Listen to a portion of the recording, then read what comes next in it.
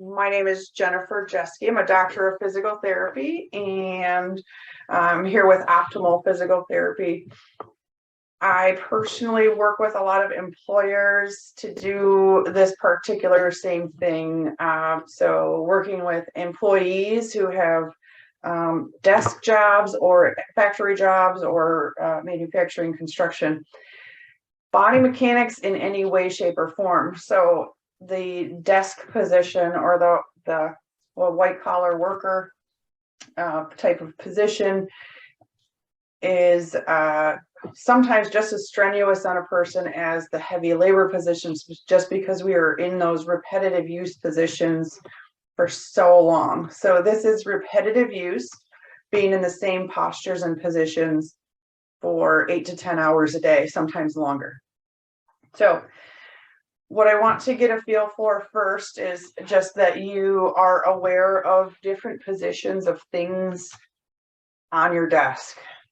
And then I'll give you some suggestions on what to do with them. So when we are looking at a computer monitor, the bigger the better, because then you're not having any eye strain. You can blow this up without having to wear bifocals or reading glasses sometimes. But in general, if this monitor is very far away from me, even if that font size is big, I might tend towards wanting to go forward and look at it.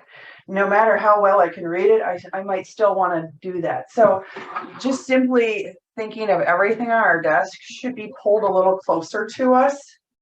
Now, I don't want it so close that it's right up on me and that I'm cross-eyed, because at that point my eyes converged, but kind of that mid-range here. The other thing to think of is that you want a monitor that goes up or down, because we are all different heights, right? So just in general, at eye height here, I want to be able to just meet the top of my screen there. I don't want it to be, in this case, I'll show what I normally walk into, is that people have their screen facing like so and a little too low. Well, here, now I want to come down here to look at it. So the goal is to have the screen at eye height with a little bit of a tilt, and this is an ideal amount of tilt here. So you can adjust that however you like, but again, how far away that monitor is might matter. My head position then should be looking with a slight nod at my screen. If I have bifocals on, I might want to look like this. And then what happened to my neck there is that, actually, I'm going to pull my hair back so you can kind of see my horrible bad posture. And I want you guys to all join in me on how many double chins we're going to make today. Okay. So if I am here looking through my bifocals, do you see how my head is in that kind of scrunched neck position there? So that's where, if I can get a bigger monitor and go without the bifocals, or make that screen tilt down so that I can look at the screen through my bifocals here.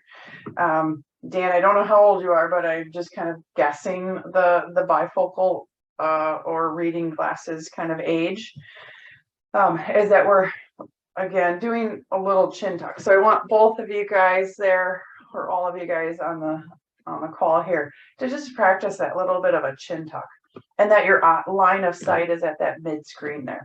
Okay, so I can't stress enough that we're avoiding that motion and that we're getting that little bit of a chin tuck. And that's why I said we're all going to join in having a couple double chins here. I want you to wear them proud, okay? Now, I'm currently at a standing desk, and I'll go through sitting as well, but all of it is the same. So now, computer or keyboard. I particularly have a ergonomic keyboard. It's split a little bit here, and the reason that it's split is that it makes my arms come a little bit wider. So what I mean by that is that if I am here in kind of a cocked wrist position where I'm in a straight keyboard, all day long. Notice how I have to come in and kind of round my shoulders or shrug. And I also then have to ulnar deviate at my wrists. So my wrists are stressed. My shoulders are stressed because I'm having to squeeze everything in order to get my keys. Now, the purpose of the ergonomic keyboard is that it spreads you out. And notice that my wrist should be in a neutral position. So as you can see on this keyboard here, is that it allows your hands to come in neutral rather than having to come in so tight and then dip back in. Okay. So if you hate the ergonomic keyboard, too bad. They are actually easy to get used to. So there's a learning curve to everything. But keyboard height, okay? So if I am here at my standing desk, can you guys all see that I'm almost at a 90-degree elbow? I would say I actually want to be down just a little bit. So I have, again, I have the standing desk that you can kind of see. Now that's a little bit more neutral, right? I almost want my wrist to come down a little bit as I'm keying. So I'm not necessarily always depending on resting on this. So if my keyboard is a little too high, I want you guys to all practice as we're doing this. Notice how I have no choice but resting right now because my keyboard or my desk height was too high. So now what I'm doing is I'm causing impact to my wrists and my forearms, and I'm more likely to do some repetitive wrist extension. Can you guys see how as I'm keying there and I'm doing that, see all my forearm muscles working? So not ideal to be resting this whole time or being in this wrist extended position. So that's why I'm going to bring that closer to me. As you see me reach over here, that's my button for my desk. So notice how here my wrists can hang and then I'm keying downward. You're going to still see some finger activity or muscle activity here, but not as much as if I'm resting and having to do this up and down, okay? Again, close to me, if I'm out here, I'm going to be more likely to round forward and I'm going to be more likely to lean or rest, okay? So bringing that close to you, not utilizing this. If I use it every once in a while to rest, that's fine. But if I am using that to key, avoid resting on it. Any kind of pressure like that is going to be hard. Again, this is a repetitive use job, right? So we don't want to wear ourselves out by compression and repetitive use. Now, the other topic that comes up is the mouse. So think of, again, any time we can get into a neutral position versus a closed position, the more ideal. So the standard mouse requires this grasp and that your arm has to move, okay? So just look at my forearm muscles there as I'm doing that. If I do that 8 hours a day, you think this is going to fatigue right here? And do you think this is going to fatigue? So that's that grasp and having to move the item. So as much as you can, again, people hate new things or new change, but the more you can get into a neutral or relaxed position, the better. So the particular mouse I have right here, this is a trackball. I particularly like this one because I can just rest my hand on here and my thumb, if you guys can see, I'll just tilt that down a little bit, is that you can see the only thing that has to happen is that my thumb is working versus look at my forearm muscles as I grasp and we have to move a keyboard or a mouse.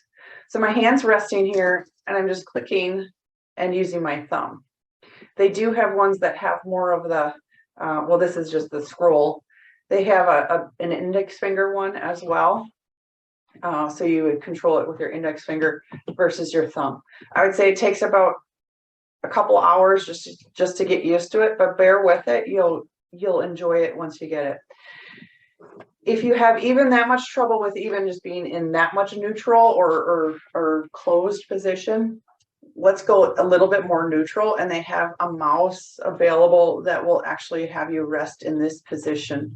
So you're actually in a neutral side position, and controlling with your thumb or index finger, and you're resting like so. So does that make sense that we're more neutral versus closed? Okay. So notice what happens to my shoulders, my muscle tension all day long in this position versus a more neutral open position. Any objections or concerns with some of these, like the purpose of these more ergonomic types of tools? Have any of you guys tried these at all? I'd have to say, sorry, Mom. My mom hates them. She worked in health information for years, medical coding, transcription, health information, and she could not get a hold of it. But she also started using a computer later in life, I would say. So that's where the learning curves are going to be a little bit longer, a period of time to adjust to if you're older. So you know all your kids are pretty techy, right? And they can pick up any of this stuff like no problem. I'm going to bring you back down to sitting here, because most people have a sitting desk, right? And what I want you to be aware of is chair height. Let's see if you guys can see my chair here. Okay. So the biggest thing that I'm going to just see if you guys can see my hip crease here. Okay. So what you want to think of here is that your hip is as open as it can be.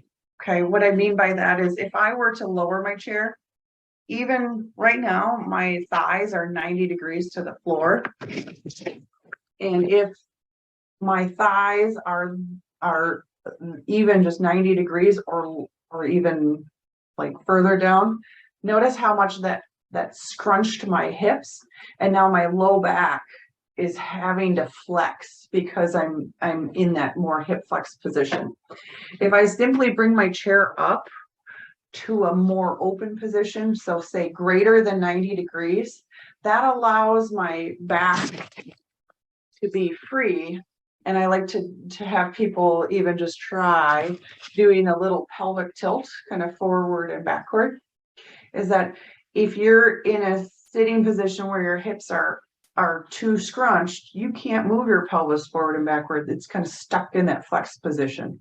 If I allow my hips to open by bringing my chair height up so that my thighs are past 90 degrees, my hips greater than 90 degrees, I can now tilt my pelvis forward and back and allow my back to actually work a little bit rather than be stuck in that flex position. So can you guys practice this with me?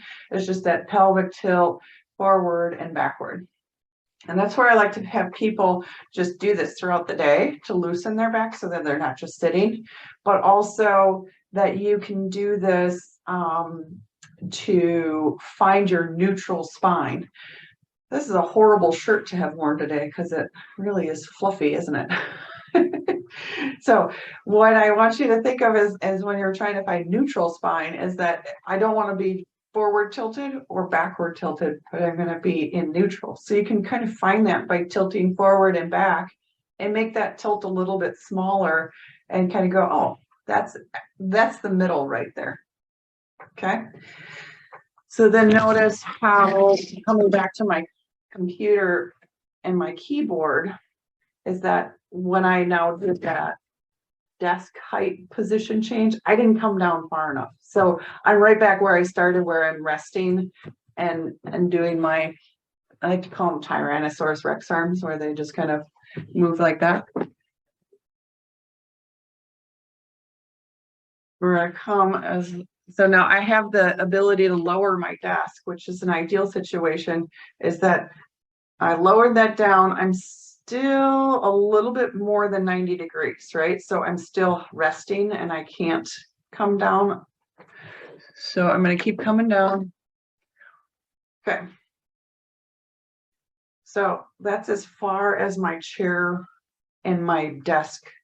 I'm as high up as I can go.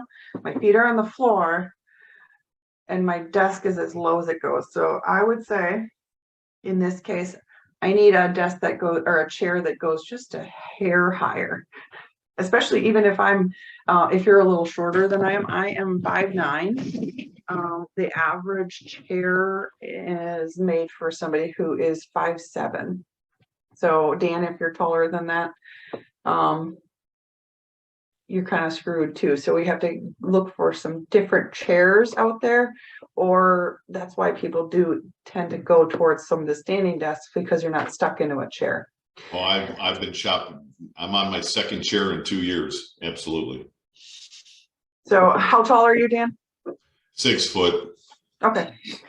So you're still kind of at that outer range there where chair heights are a little bit too short for you.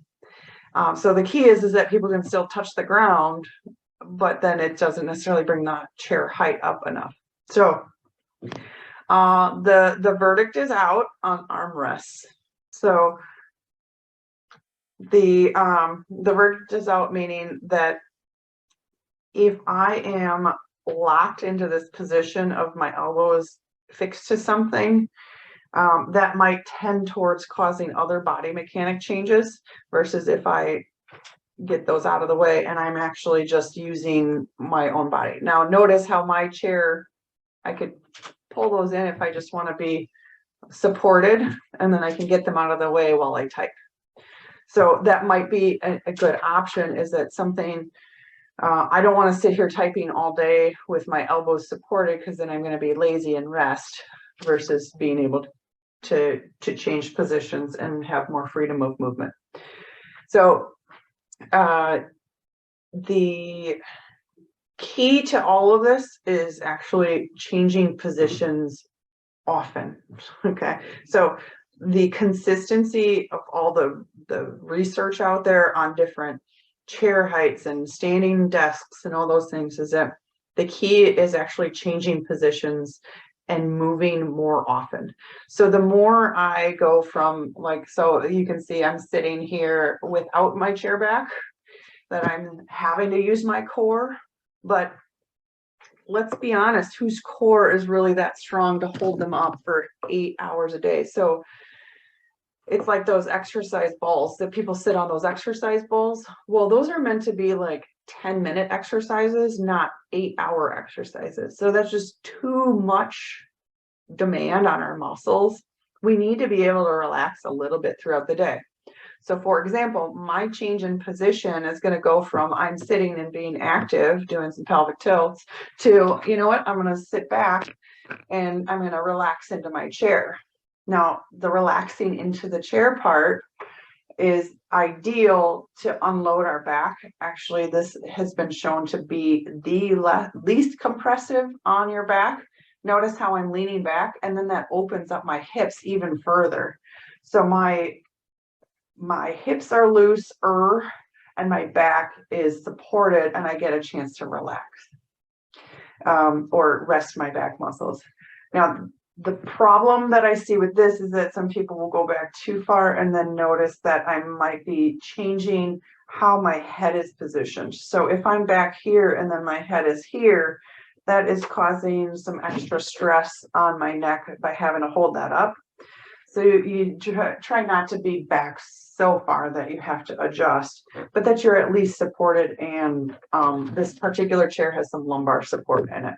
And now, because I leaned back, I felt the need to actually pull my monitor closer to me again, instead of being where it was when I was sitting in the chair. Any questions with any of that? And Dan, can you share what is it about your chairs that you do or do not like?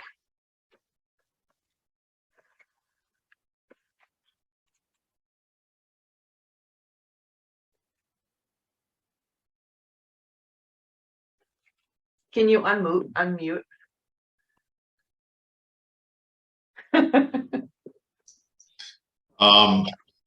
I could, like, the chairs just wouldn't come up high enough. I could not get my legs to a true 90. Okay. So I was below 90. Okay. So when I would get up, my knees would be killing me.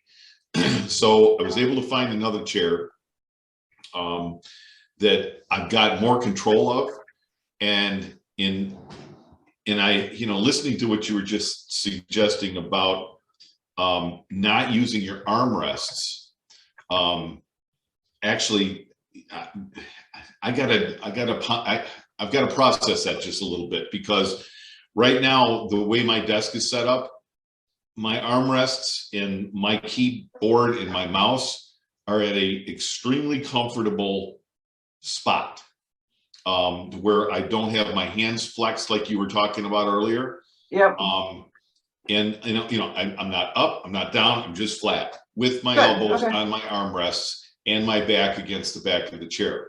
Okay. So obviously I'm not getting any core work by sitting there, but I'm of the age where core work is, I don't know. I mean, just so and then I watch you standing at earlier at your standing situation, and I can't do that either, because until I had a recent RFA, I couldn't stand for more than 10 minutes. And right. So that's fixed that problem, but it's still a little concerning to change my whole ergonomic desk situation when I know that ultimately that's going to slowly, the nerves are going to regenerate, and Right. I'm gonna be back where I was until I go do it again. So in my particular case, where you're headed with this, I think, with your most recent comments about moving around, getting up, I think you're headed to get up and walk away from your desk. So if I had to guess, that's where you're headed. Okay. Who paid you to add some comments here? Nobody. No one. No. This is the truth. And that's why I said the verdict is still out, like you said, on like armrests, because I have had several people who, it's the research is very inconsistent on like do or don't armrest. And I think that the key is, and the reason I say, did somebody pay you, was because the point is that the more you could change positions, and that every once in a while that you do sit upright without the armrests, and that you use your core, do some pelvic tilting, move around a little bit, you're at least getting small bouts of core activity. So even if you did that for a minute every 10 minutes, that would be movement, right? And then if you did it for 5 minutes out of every half an hour, that you're working your core a little bit more, and that you're just changing positions. Now I would go further. And then standing desks. So I'm demonstrating to you a standing desk that I'm also using then as a sitting desk. And this comes down to a standard desk height, which is where it's at right now. And then the research on standing desks has only been shown to be the most effective for disc herniations and disc bulges. And the reason for that is that sitting actually flexes the spine, and that causes the disc protrusions to occur. So the key to a standing desk is actually that, again, we're not athletes, all of us, and we're not made to stand or be in an athletic position or core position for 10 hours a day or 8 hours a day. And so if I stand every, say, 10 minutes out of every hour, that's my change in position, right? So now I can stand and I can, do some weight shifting. I can do some heel raises. I can do some squats. I can do some stretches. while I'm on the phone or while I'm doing some typing. I can move around and get my legs to move, and then I can sit back down. So if your standing tolerance is really only 10 minutes, that's fine. But the key is to take advantage of it and not be sitting in the chair for much longer than 30 minutes at a time, and that you're getting up and actually taking a rest break. Yeah, how about 4 hours at a time and then a foam roll and then back for another 4 hours?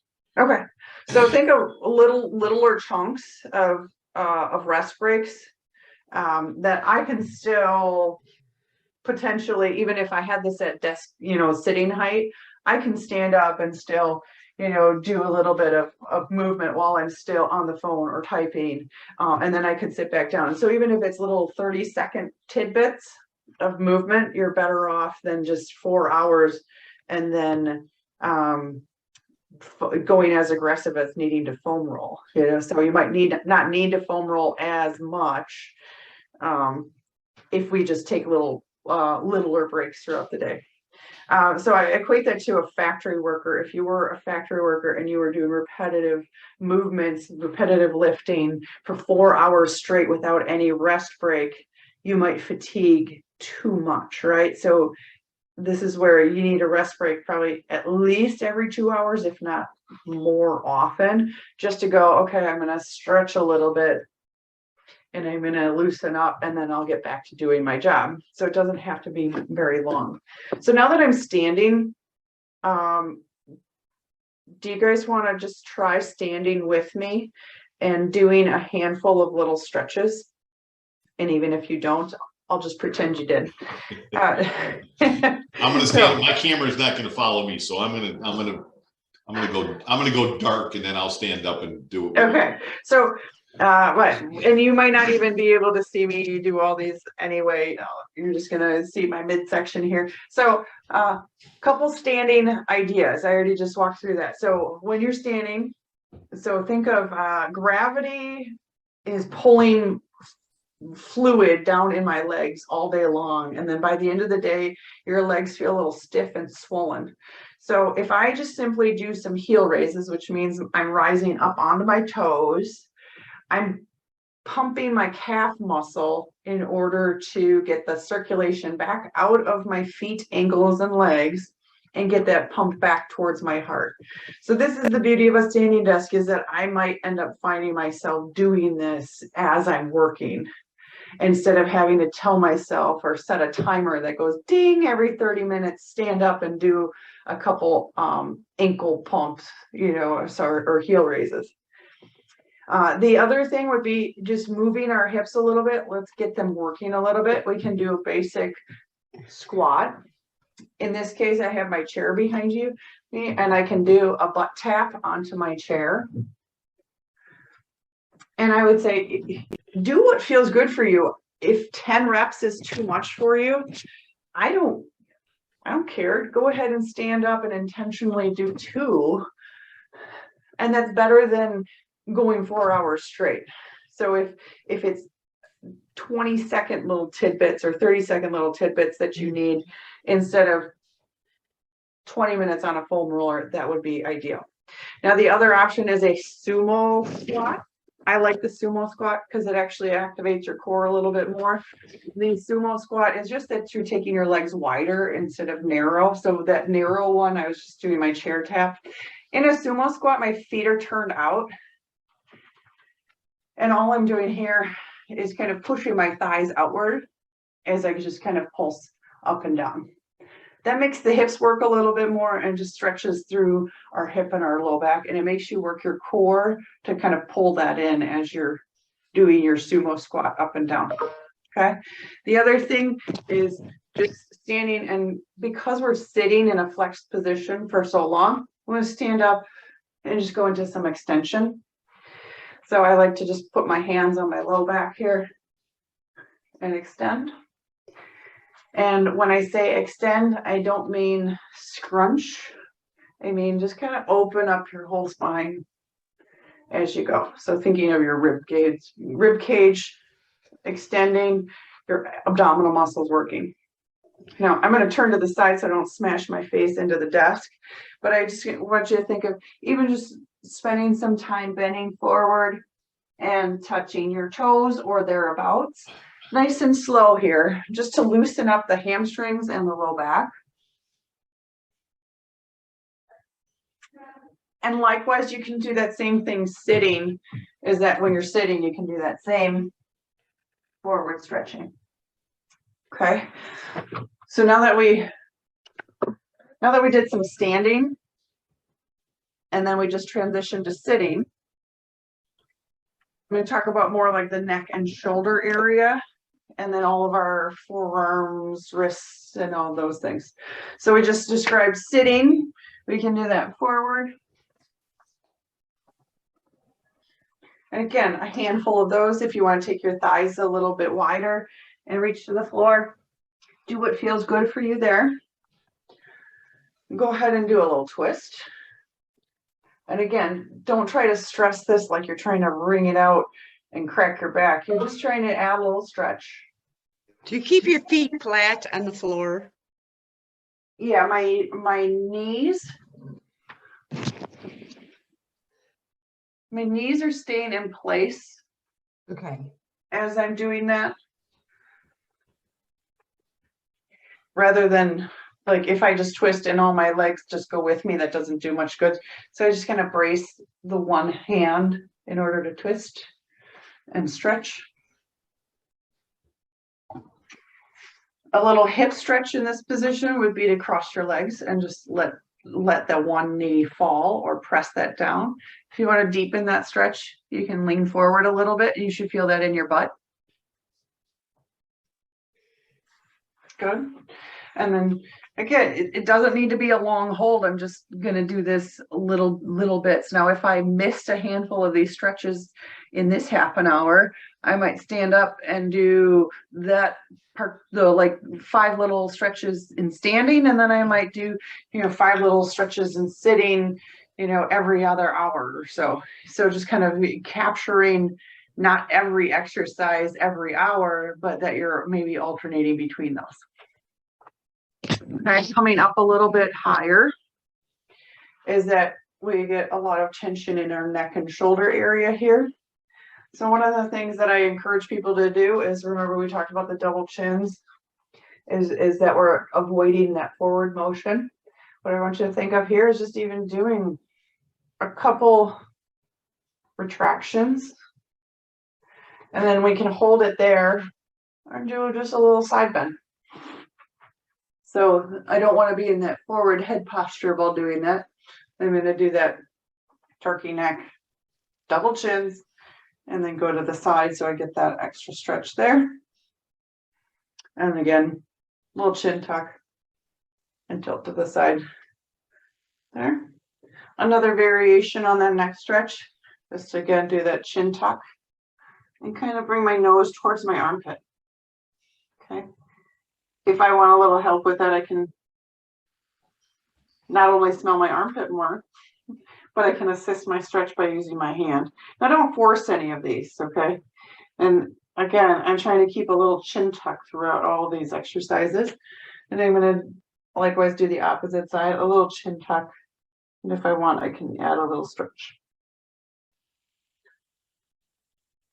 Okay, and then a little addition to that would be, we have these nerves that come down our arms all the way into our fingers, where we might get a little numbness and tingling into our hands from compression or muscle tension in here. Is we're going to do just a little median nerve stretch or glide. Is that if my hand in this case is going to be up, or my palm up, I'm going to extend my fingers and I'm going to look at them. Okay. And the flossing part is that I'm going to look at my fingers as they extend, and I'm going to let go and look the opposite way as they relax. So again, we're starting with the palm up and the shoulder kind of back, extending that arm, looking at your hand, and then looking away. Okay. So that's the flossing part. We're taking those nerves. A lot of people think that they have carpal tunnel syndrome, and really what we end up having is a lot of just tension on our nervous system as it wraps through from our neck. So likewise, Same thing on the other side, palm up, extend, and then look. And then I'm looking away. So if there was a piece of floss between my nose and my fingers, if my hand goes down, it pulls my nose. And then as I come back, it relaxes.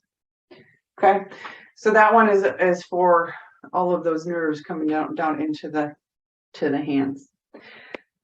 Another good posture one, we talked about just kind of doing that cervical retraction, but what about our shoulders? Our shoulders get kind of stuck. So this one's a super easy one to just add in while you're waiting for something to load on the computer, right? Oh, that thing's swirling a little bit. Just taking your hands behind your head and leaning back. Now my chair, as you can see, tilts quite a bit. I can lock that so it doesn't tilt, but I kind of like it because it's making me extend back. The idea here is that I'm stretching through my pectoralis muscles here that have rounded me forward while I'm working. So I'm opening up and squeezing my shoulder blades as I go back. Try not to tilt your head back. Again, give yourself those double chins as you push into that. Into the wrist and hands, because we're doing so much typing or grasping on our mouse, is just even doing some forearm stretching. So placing your hands, one hand on your fingers or even through your the palm of your hand, and stretching out, lengthening all these wrist flexors here, and then bringing that back in. And notice how I'm not really holding these stretches very long. Static stretches really are not your working type of stretches. What I mean by that is we're just trying to get some lubrication and some movement into our tissues. And so if I just held this stretch for 30 seconds, I'm actually possibly contributing to the repetitive stress problem. Okay, I'm not getting that circulation to pump through there. Likewise, I can stretch my forearm extensors here, or my wrist extensors, by taking my hand to the back of my other hand and stretching there. And I can, again, kind of go in and out. So again, 5-second hold at the most, just applying a little stretch through there as we go. Okay, likewise do that on both sides there. Okay, so you can kind of see with that one, those forearm muscles being stretched right there. Good. Nice short holds. Does anybody have any other specific body concerns that I didn't already address with some of those stretches already? No, not really, because I've got arthritic hands in my particular case. Okay. And so some of those that you recently did are a little painful.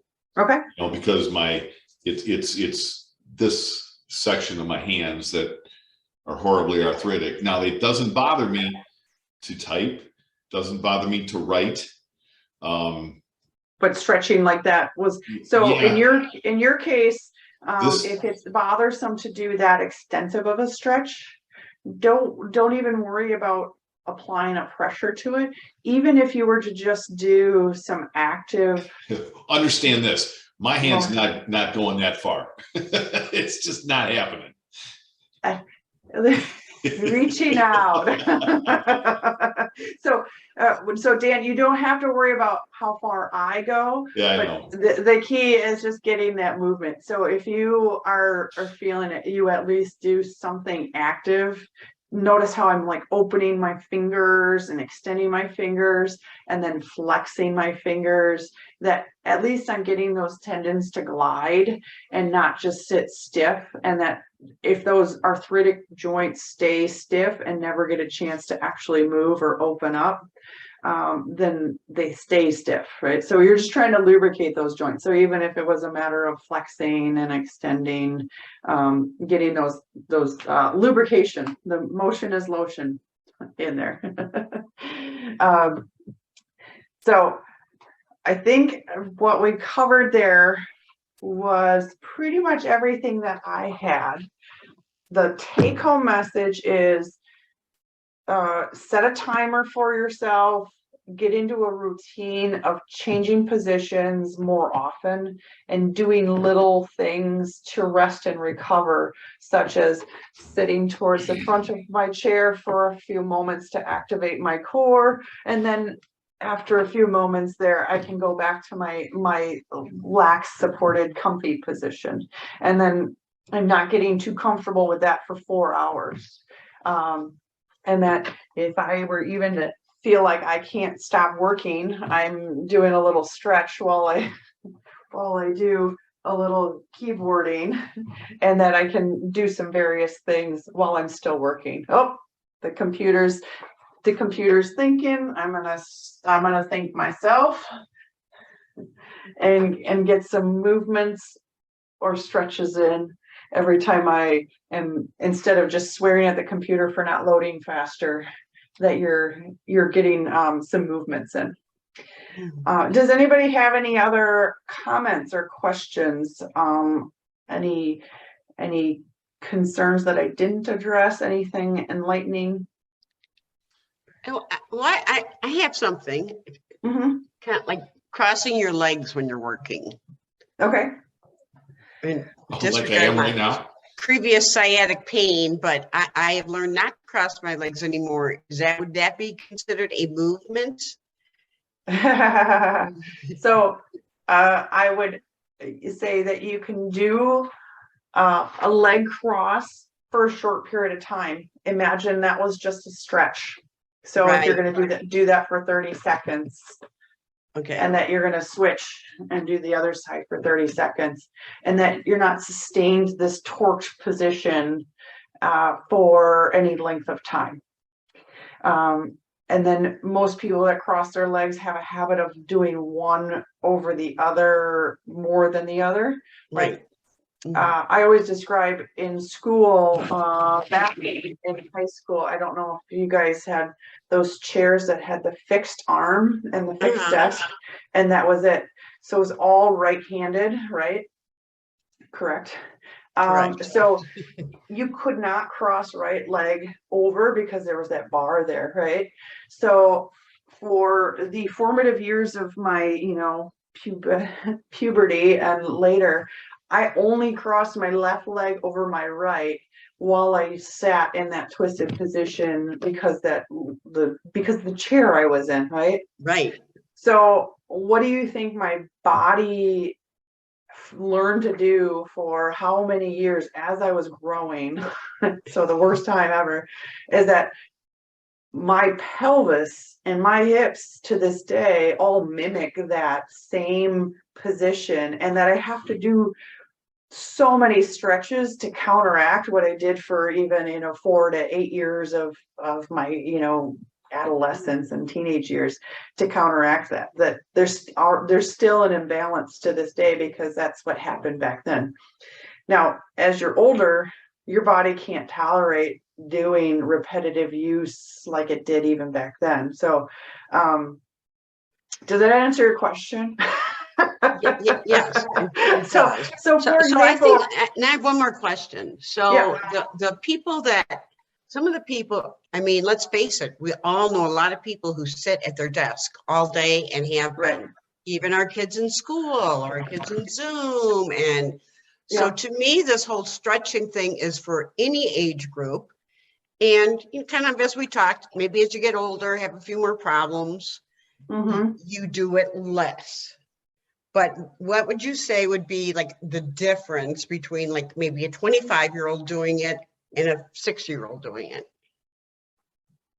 Well, like Dan said, he's not pushing on his stretches Right. as hard because he doesn't have the mobility or the tolerance to do it, that he might be just doing some active stretches and in his comfort range. He's maybe not be pushing as hard.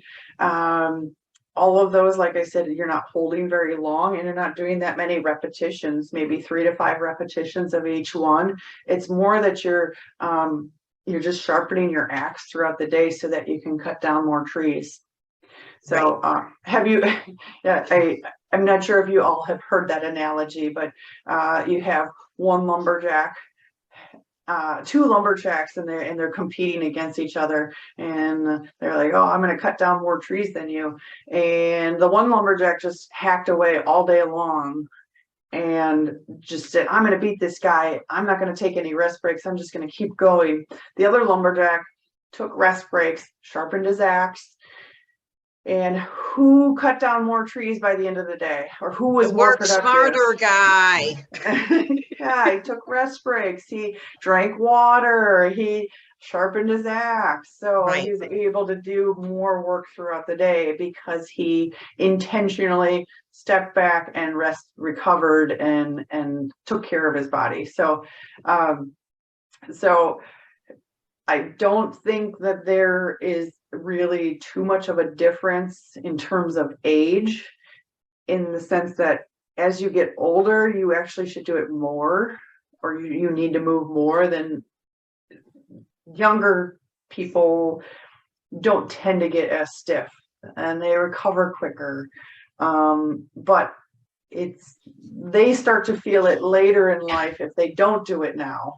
Correct. So, the damage will be coming.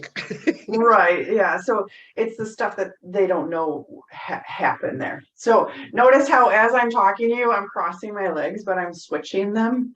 And I'm even just kind of doing a little bit of a stretch. Like we had talked about, this kind of doing a leg cross type of stretch. And a lot of people will ask me, are you okay? And I'm like, no, honestly, you're taking up my time to talk to me right now. We're just chitter chattering and we're in the office.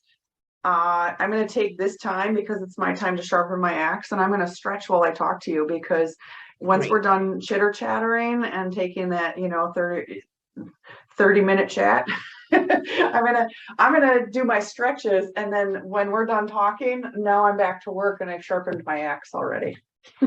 So don't be embarrassed about it. And I always say that even as a young person, I had no reason to be embarrassed, but when you're a teenager, it was always like, why would I do that in front of somebody? Why would I stretch and be weird?